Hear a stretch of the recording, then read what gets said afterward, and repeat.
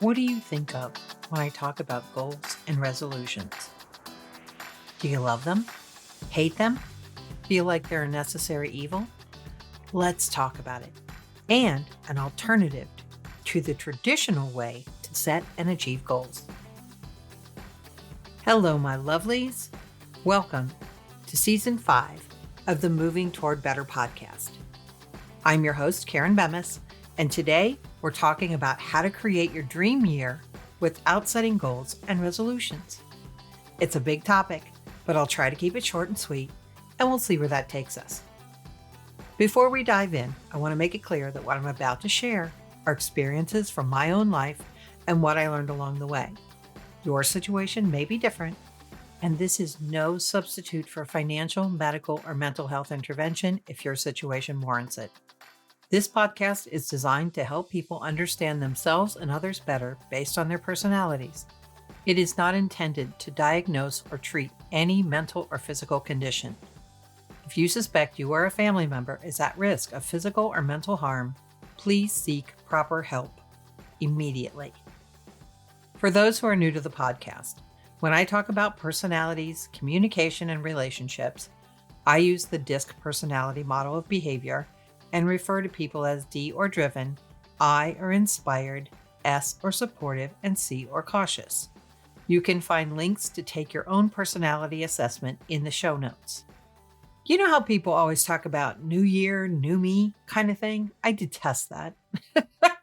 Because while I love the new energy of a new year, the pressure to become a totally new person, lose weight, get your finances in order, get your home sparkling and perfect while raising perfect children and making hundreds of thousands of dollars monthly is a recipe for failure. So many gurus lead you to believe that with their 4, 5, or 10-step program, you can have everything you dream of in no time at all. Now, don't get me wrong. I want you to have everything you dream of. But for many of us, the traditional ways of setting and achieving goals were created by people that don't understand that not everyone thinks or lives the same way they do. These are generally very task-oriented people who think logically and can shut out the noise of everyday life to focus on their goals, sometimes to the exclusion of everyone around them.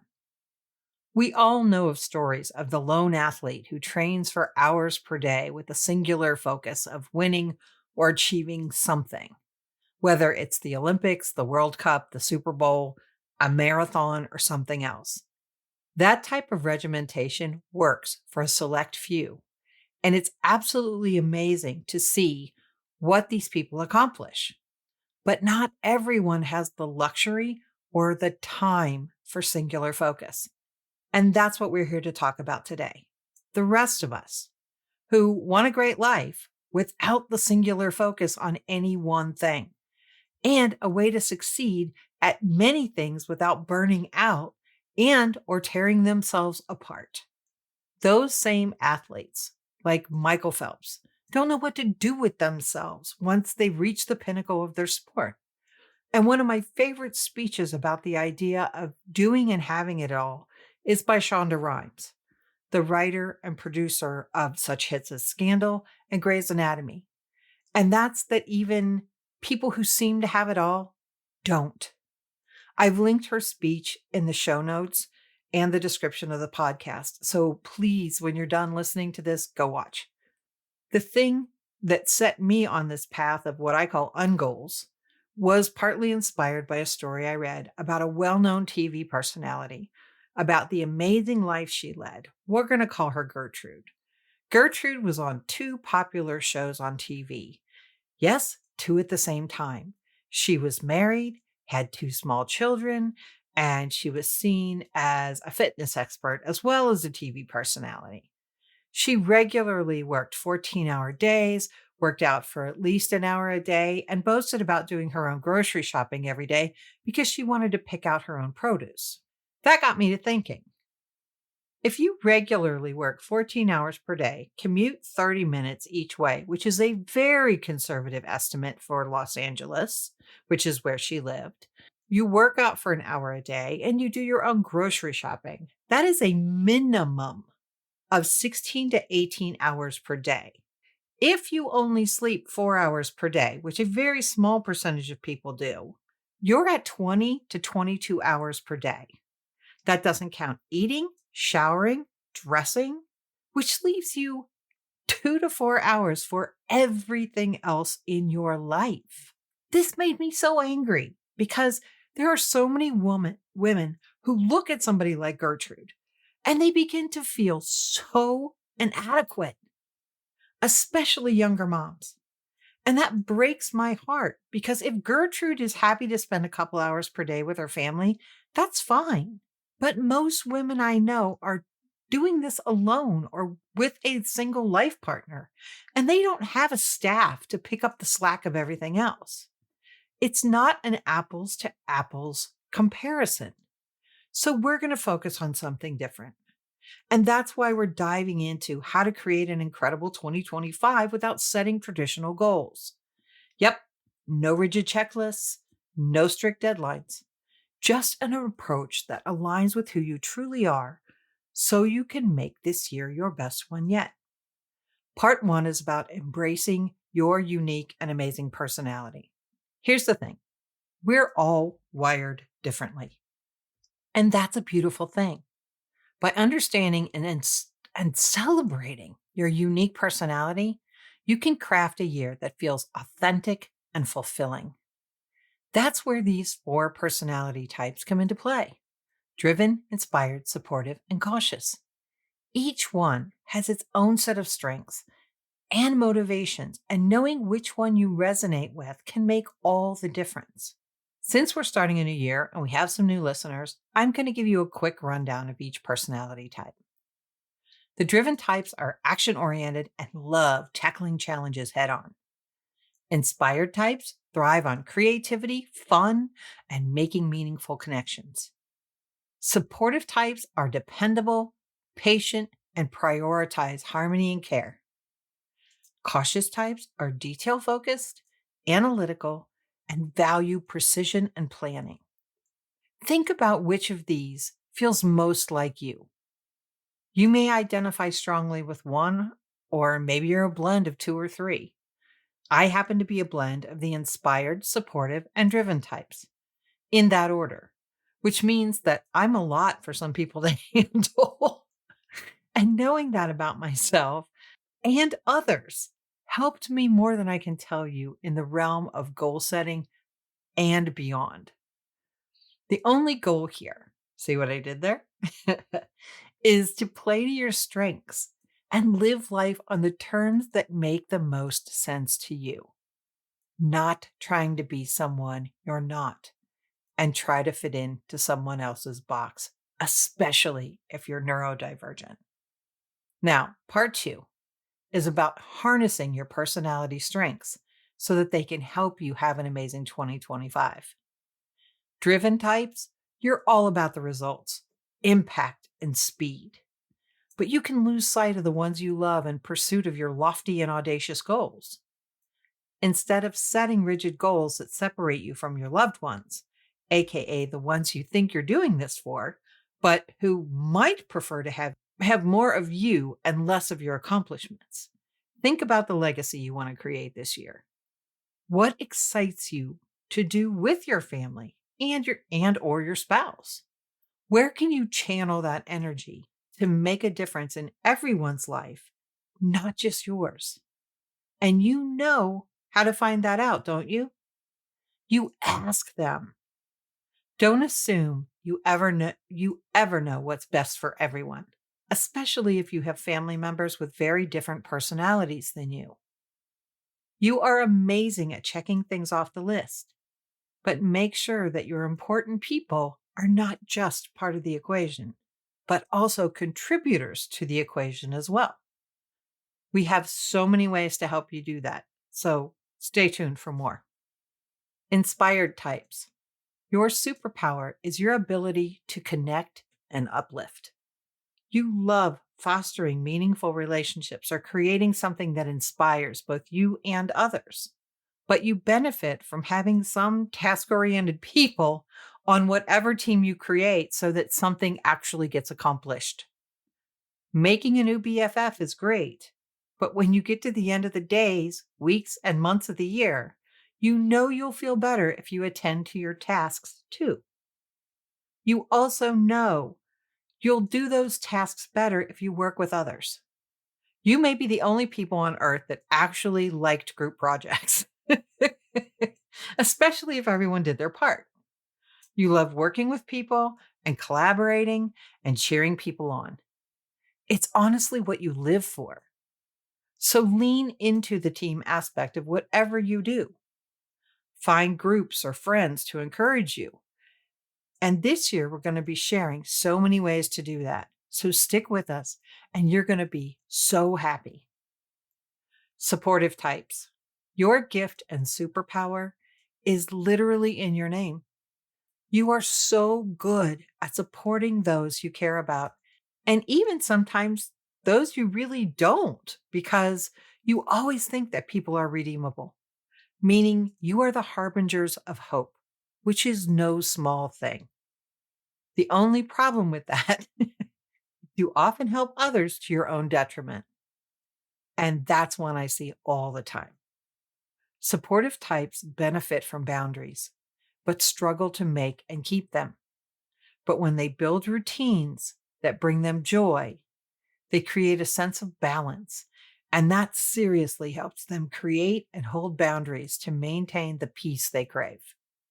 If you need a buddy or a system to make that happen, I have so many things that can help you too. Cautious types. You excel at thoughtful planning and can spend much more time planning what you're going to do than it ever takes to actually do what you're planning.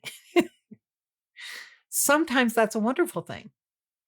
Sometimes that's a way to keep from actually doing what you're planning because you think you can always improve the planning. That way, everything will be perfect, right? Having someone who can gently help you move toward even imperfect action is a great help for you. And I can show you what kind of person you need to help you do that without you wanting to strangle them, because you know you need that push, but you don't want someone who's going to push you so hard that you shut down. You definitely want time for reflection and strategy, not to overanalyze, but to create a roadmap that gives you confidence and clarity to move forward at a pace that works for you. So, what's the advantage of moving away from traditional goal setting and achievement? Because if they're too rigid, it leaves the driven and inspired personalities feeling restrained or overwhelmed. It can leave the supportive and cautious types feeling pressured and pushed to keep a pace that they detest. Instead, we're going to focus on intentions and themes that give us direction without the pressure of a structured, rigid, and restrictive way of setting and achieving goals. Now, you cautious types that like structure, stay with me. There's a way to be structured without being overly pressured, so you get the structure you need without the pressure you don't. For example, if you're a driven type, your theme can be impact and innovation. If you're inspired, maybe it's connection and creativity. Supportive types might choose harmony and growth, while cautious types could embrace clarity and progress. Your themes act like a compass, guiding your decisions and your actions while leaving room for choices, flexibility, creativity, and pacing that works for you, and allows for some surprises along the way for those who like them. All right, let's talk about how to put all this into motion. Taking action doesn't have to be overwhelming. In fact, it should feel exciting, fun, contented, and right for you. Start by reflecting on your personality strengths and setting your intention or theme, whether it's for the day, the week, the month, or the year. Please understand that your personality is going to determine not only the intention or theme, but also the length of time, because some types crave variety, while some crave predictability. Then break down into steps that work for you. whatever your intention happens to be. For example, a driven type will often make short lists so they can check things off quickly and keep moving. An inspired type might plan a monthly creative gathering for fun accountability. A supportive type may host an online weekly check-in, while a cautious type might schedule time to research a passion project as a reward for finishing a particularly challenging work item. You'll notice that some personalities prefer to check in regularly, while some prefer to work on their own. That is a hallmark of the task versus people orientation. But both working alone and checking in with others is the best way to truly make use of your own strengths and the strengths of others. Now, I know the check-ins will make the driven and cautious types a bit uncomfortable, but getting another person's perspective can be incredibly valuable, as long as you make sure to pick someone you know that has your best interest at heart. And if you don't have someone like that in your circle, expand your circle with a mastermind or a coach if we're talking about your business, or a mentor if we're talking about personally. For the inspired and supportive types, you love connecting with others, although in different ways. But working alone can be a challenge for you. So practicing that is helpful in doses that work for you. That way you get support, accountability, and inspiration from like-minded individuals. And for anyone wondering, I can help with all of that. Whether it's one-on-one or connecting you with others who can help you. Part 3, my favorite part, is reframing one of my least favorite phrases. We've all heard some version of the phrase that success lies outside the comfort zone. I detest that. For so many people, it's the most demotivating focus there is. It's called a comfort zone for a reason. We feel comfortable there. And most of us are hesitant to leave somewhere we feel comfortable and safe. Yes, there is a faction of people that love the thrill of stepping out of their comfort zone, but they are rare. And I don't think that success is reserved for only those people. What I prefer, and I have to tell you that this idea changed the way I think about success, is the idea that rather than stepping outside of your comfort zone, you instead expand your zone of comfort so that whatever you aspire to do fits comfortably inside. Isn't that a lovely thought? For example, through a group that I'm part of, I learned about high yield savings accounts. But because we had never used one, I was hesitant to move our savings into one. Luckily, while researching, we found one that we could open with American Express. Since we already have their credit card, I felt safe with moving our money there.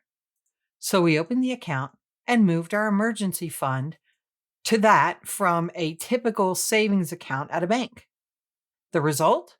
When we got our first statement, the amount of interest on that account in that month was more than the interest we made on the account the entire year before, which was a very good thing for my husband to see because it completely expanded his zone of comfort, and we've never regretted that decision. So as we step into 2025, remember this: you have everything you need to create a year that feels truly amazing, whether you struggle with tasks or with people. By embracing your unique personality and your innate strengths, you can flow with intentions and even goals if that's what you really want and need.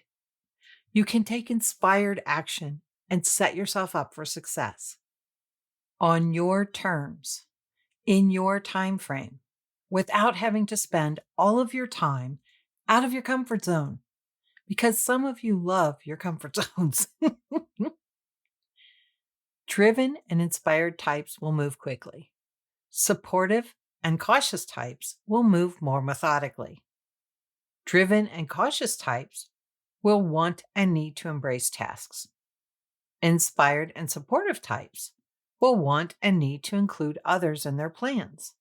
And as each one does that, they will shine. That also means that driven and cautious types are going to have to communicate to others so they can delegate and meet team goals. Because you'll get there faster if you involve others, even if it's minimally. It may also mean that inspired and supportive types will need a framework of tasks so that you know when you're making progress. Because even though teamwork makes the dream work, you have to know what to do to make that happen. So, are you ready to have an amazing 2025? I can't wait to hear about the incredible things you're going to do and create. And if you want help with that, I'm hosting a co-working and accountability group soon. If you want more information on that, go to the Moving Toward Better website, sign up for our email community.